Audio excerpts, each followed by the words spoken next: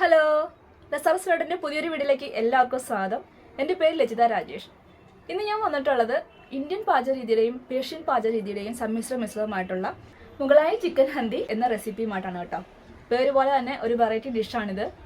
മുഗൾ രാജ്യ ഭരണകാലത്ത് വികസിപ്പിച്ചെടുത്ത റോയൽ ഫുഡ് ആയതുകൊണ്ട് തന്നെയാണ് ഇതിന് ഈ പേര് വന്നത്. വളരെ ക്രീമിയും അതുപോലെ തന്നെ വളരെ സ്വാദിഷ്ടമായുള്ള ഒരു ഡിഷ് തന്നെയാണ് കേട്ടോ ഇത്. അപ്പോൾ ഇതെങ്ങനെ ഉണ്ടാക്കുന്നത് നമുക്കൊന്ന് കണ്ടിട്ട് വന്നാലോ? വീഡിയോയിലേക്ക് പോകാം.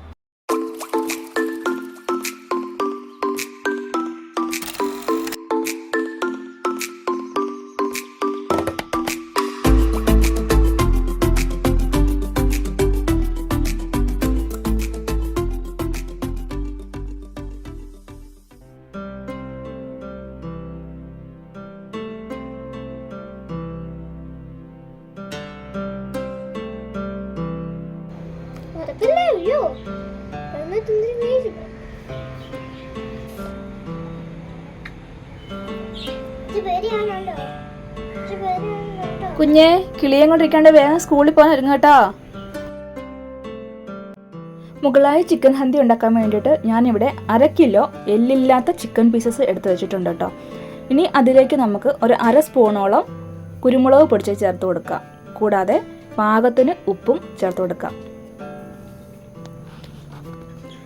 ഇനി ഇത് നല്ലവണ്ണം ഒന്ന് ഇളക്കി യോജിപ്പിച്ചതിന് ശേഷം നമുക്ക് ഒരു 5-10 മിനിറ്റോളം ഇത് ഒന്ന് മാറ്റി, ഇത് എല്ലായിടത്തും അതിൻ്റെ ആ എസൻസ് ഒക്കെ ഇറങ്ങുന്നതിന് വേണ്ടിയിട്ട് ഒന്ന് മാറ്റി മൂടി വെക്കാം കേട്ടോ.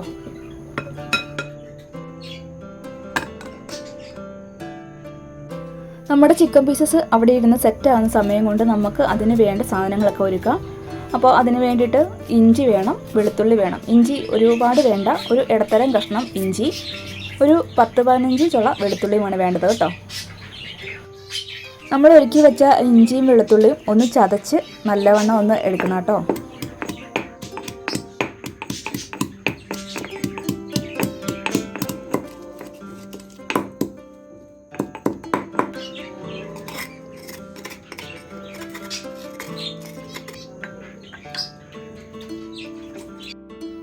ഇനി അതിലേക്ക് അരച്ച് ചേർക്കാൻ വേണ്ടിയിട്ട് ഞാനൊരു 10-15ഓളം കപ്പലണ്ടിപ്പരിപ്പ് എടുത്തിട്ടുണ്ട് കേട്ടോ.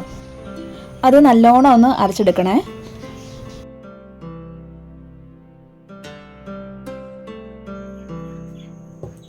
പിന്നെ നമുക്ക് അതിലേക്ക് വേണ്ടത് ഒരു 2 സബോളയാണ് കേട്ടോ. അപ്പോൾ 2 സബോള എന്ന് പറയുന്നത് ഞാനിവിടെ എടുത്തിരിക്കുന്നത് ഇടത്തരം സബോളയാണ്. വലുതും അല്ല, ഒന്ന് തീരെ ചെറുതും അല്ല.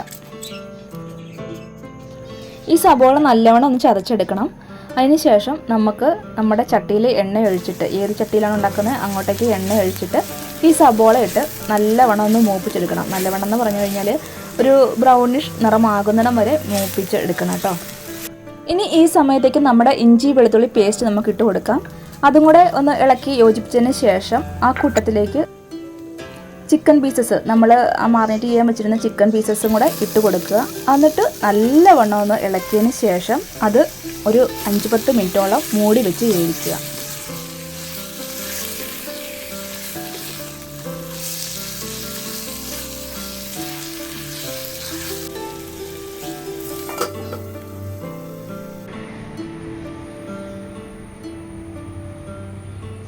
ഇവിടെ ഇപ്പോൾ ഒരു 10 മിനിറ്റോളം കഴിഞ്ഞിട്ടുണ്ട് കേട്ടോ. അപ്പം ഞാൻ ഇതിന് ഇടയ്ക്കിടയ്ക്ക് ഒന്ന് ഇളക്കി കൊടുക്കുന്നുണ്ടായിരുന്നു കേട്ടോ. എന്താ വെച്ചാൽ നമ്മൾ വേറെ വെള്ളമൊന്നും ചേർക്കുന്നില്ലല്ലോ, അതുകൊണ്ട് തന്നെ മൂട്ടിൽ പിടിക്കാതെ ഒന്ന് ഇടയ്ക്കിടയ്ക്ക് ഇളക്കി കൊടുക്കണം.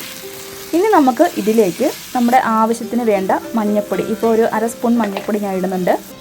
2 സ്പൂണോളം കാശ്മീരി മുളക് പൊടി, 2.5 സ്പൂണോളം മല്ലിപ്പൊടി, അതുപോലെ തന്നെ ഗരം മസാലപ്പൊടി 1/2 സ്പൂണ്.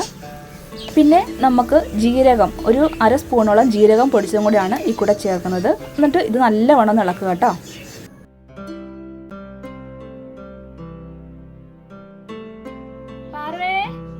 കുഞ്ഞൊരുങ്ങി കഴിഞ്ഞോ?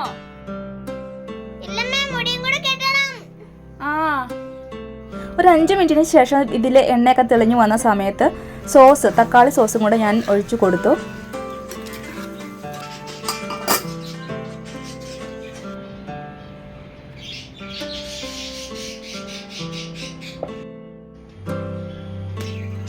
ഇപ്പോൾ വീണ്ടും കറിയിലെ എണ്ണയൊക്കെ നല്ലവണ്ണം തെളിഞ്ഞു വന്നിട്ടുണ്ട് കേട്ടോ. ഈ സമയത്ത് നമുക്ക് അരച്ചു വെച്ചിരിക്കുന്ന കപ്പലണ്ടിപ്പരിപ്പിൻ്റെ ആ ജ്യൂസ് അങ്ങ് ഒഴിച്ചു കൊടുക്കാം. കൂടാതെ ആ കൂട്ടത്തിലേക്ക് ഒരു 3 ടേബിൾ സ്പൂൺ തൈര് ഞാൻ എടുത്തിട്ടുണ്ടായിരുന്നു, അതും കൂടെ ഇപ്പോൾ ഒഴിച്ചു കൊടുക്കുകയാണ് കേട്ടോ. ഇനി ഇത് നല്ലവണ്ണം ഒന്ന് മിക്സ് ആക്കിയതിന് ശേഷം അതിലേക്ക് പച്ചമുളക് ഒരു 3-4 പച്ചമുളക്, ഇപ്പം ഞാനിവിടെ 4 പച്ചമുളകാണ് ചേർക്കുന്നത്. അതും കൂടെ കൂട്ടിയിട്ട് നല്ലവണ്ണം ഇളക്കി യോജിപ്പിച്ചതിന് ശേഷം കുറച്ച് നേരത്തേക്ക് ഒന്ന് തിളച്ച് ഒന്ന് വേവാനായിട്ട് എല്ലാം കൂടെ ഒന്ന് യോജിക്കാനുള്ള സമയം ഒന്ന് മൂടി വെച്ച് വേവിക്കുക. അതിനുശേഷം നമുക്ക് ലാസ്റ്റ് ഫൈനൽ ടച്ചായിട്ട് അതിലേക്ക് മല്ലിയിലയും കറിവേപ്പിലയും ഇട്ട് കൊടുക്കുക.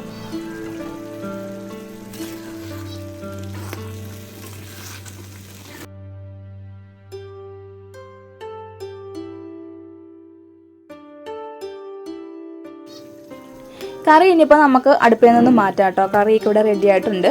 കണ്ടില്ലേ, നമ്മുടെ കിടിലൻ മുഗളായി ചിക്കൻ ഹന്തി ഇവിടെ റെഡിയായി കഴിഞ്ഞു.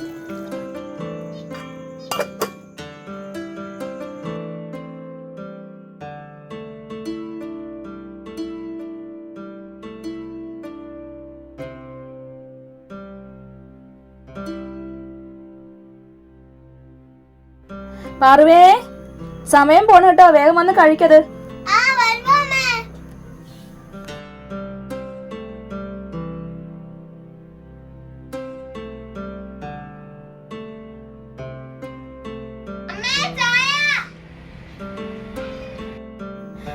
വരുവാ.